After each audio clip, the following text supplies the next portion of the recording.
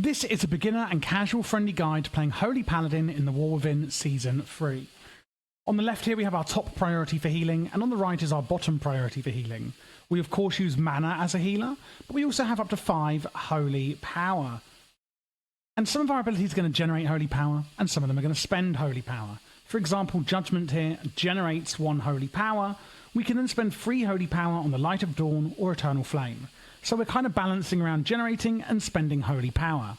If you like this UI, by the way, without these massive bars in the middle, you can get this on my Patreon, which I do offer to supporters if you'd like to support the channel. So let's get started then. Number 1, your top priority is using Beacon of Virtue. This we're going to use for AoE, or Area of Effect healing, as we need. So apply a Beacon of Light to your target and 4 injured allies nearby. All affected allies will be healed for 25% of the amount of your other healing done. So basically you're putting a beacon of light onto a target and other nearby allies, and then all allies that you heal will then get some of that healing reflected onto those beacons. Next up, we have Holy Prism. Now we want to use this on an enemy target, like our training dummy here. This fires a beam that basically scatters to strike a clump of targets. If you hit it at an enemy target, it will deal damage, but radiate out a lot of healing to nearby allies. If, however, you use it at a friendly target, it will heal them and radiate damage to enemies. So we want to be using this on an enemy to radiate it out to nearby allies, basically, and that's your second priority. After that, we want to be spending our Holy Power. So we've got 2 options here, mainly is Eternal Flame and Light of Dawn. Eternal Flame heals an ally for an amount and an additional amount over a few seconds. Healing is increased when you cast it on yourself.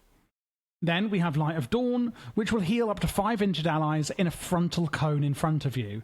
Now, most of the time I would say to use Eternal Flame, because unless you have everyone clumped up in a cone in front of you, a Light of Dawn is more annoying or difficult to use. If you're a real beginner, then you're using a lot more Eternal Flame than you are Light of Dawn, but these are both very useful, and that's how we're going to be spending our Holy Power.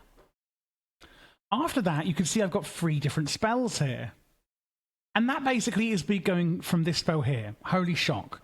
You can see here that we do some holy damage to an enemy or healing to an ally, and it generates 1 Holy Power.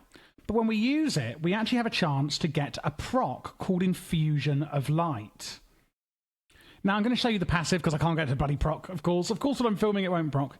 Your Holy Shocks, which is the spell I just showed you, has a 10% chance to empower your next spell. Flash of Light. The healing is increased by 200% and it's instant cast. Holy Light. Healing is increased by 45% and the cast time is slightly reduced. Or Judgment. It's going to prevent an additional amount of damage dealt by the target and generates an additional Holy Power. So basically when we use Holy Shock, there we go, look, you can see Infusion of Light, your next spell is empowered. We have Flash of Light, which is then instant. So this is a quick heal. It does a lot of healing, but is very expensive. Holy Light, it speeds up the cast time and healing, which is slower, obviously, than Flash of Light, but does a lot of healing as well. And then Judgment. This is actually going to prevent damage dealt to the target and generates Holy Power. Of course, with Infusion of Light procs, it will generate 2 Holy Power. So you can use this depending on, do I need instant healing? Like, oh my god, I need it right now. Can I be a bit slower, but I need to do a lot of healing? Or am I looking at preventing incoming damage from my target? So when you use that Holy Shock and get those Infusion of Light procs, you're going to weigh up the situation on which one you'd prefer to use. After using those procs, and I am only telling you in the priority list to use these spells here when you have that proc, after that we go down 1 and we're going to be just using our Holy Shock and spending those charges trying to get Infusion of Light procs. After that it's going to be using Flash of Light as your kind of filler heal, using Judgment on cooldown to generate Holy Power and prevent damage done to your allies. Then Hammer of Wrath. This is an actual DPS button we're using as a healer. Yes, as a paladin healer, you will need to actually be doing some DPS.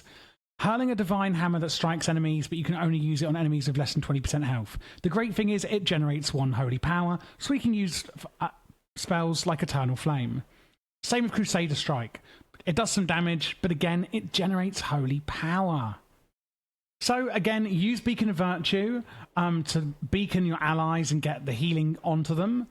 Use Holy Prism on an enemy so that it beams out to your nearby allies. Spend your Holy Power on Eternal Flame and Light of Dawn. And whenever you get Infusion of Light procs from your Holy Shock, use it on Flash of Light to get instant ones, Holy Light to get quicker, higher healing ones, or Judgment to get an increase in how much damage it prevents. After that, we're just using our Holy Shocks, using our Flash of Light to do some filler healing, and then we're going to be using Judgment to prevent damage, while using Hammer of Wrath from Crusader Strike when we can to generate more Holy Power.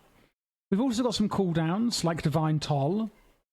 You basically want to use this pretty much nearly on cooldown, as long as it's not going to do an insane amount of overhealing. This is going to cast Holy Shock on up to 5 targets. This spell here, it's going to do it to nearly 5 targets nearby, doing a lot of healing. We also have Cleanse, which isn't a cooldown, but I wanted to put it here. Removing poison, disease, and magic effects. And you'll be using this mostly in Mythic Plus, but there can be times, depending on the raid encounter, you may be dispelling as well.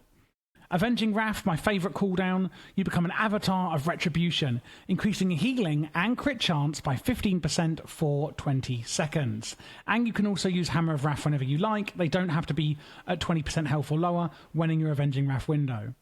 Lastly, we have a really interesting one, Blessing of Summer.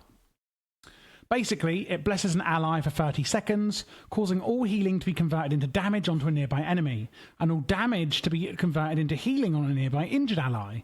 When you use it, it turns into Blessing of Autumn. You're going to use Blessing of Autumn mostly onto yourself. It's going to give you about 9 seconds of cooldown reduction to all spells over its duration. And it basically means that your cooldowns recover a lot faster. If you are looking at using it on DPS people, I'd use it on something like maybe Fire Mages that, you know, really revolve around their cooldown windows. Or maybe Unholy Death Knight, trying to think, maybe Rogues might be useful, but you might be using it on yourself most of the time anyway, because you are selfish. Once you use Blessing of Autumn, it goes to Blessing of Winter. Blessing a friendly healer, restoring 1% of their mana every 2 seconds. Again, probably mostly going to use this on yourself unless you have tons of mana and you're living life and another healer is really struggling. Lastly, we have Blessing of Spring. It increases somebody's healing done and healing received. Now, I would recommend using this on the highest healer in your group. If you're in a raid, obviously Mythic Plus, it's just going to be you. But, of course, a lot of people are going to be selfish and just use it on themselves to get higher up in the meters anyway. But you realistically, for the benefit of the actual raid team, you should be using this on the best healer. And that is mainly how you play Holy Paladin in Season 3.